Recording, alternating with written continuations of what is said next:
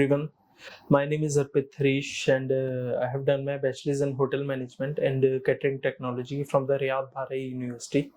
in year 2020. And right now I am going to Latvia for my master's in strategic tourism management course, and recently I have received my visa for the Latvia, and especially I have chosen this university because it provides the very high quality education and it is one of the best university in the blessed state, and I received the Schengen visa from Indo-European consultation, and I have chosen this consultant because this consultation provides me one of the best services for my visa,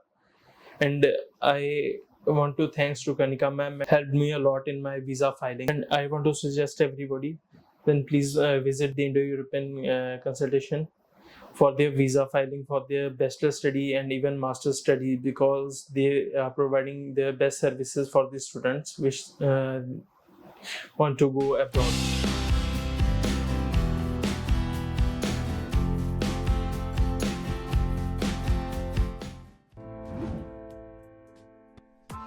Press the bell icon on the YouTube app and never miss another update.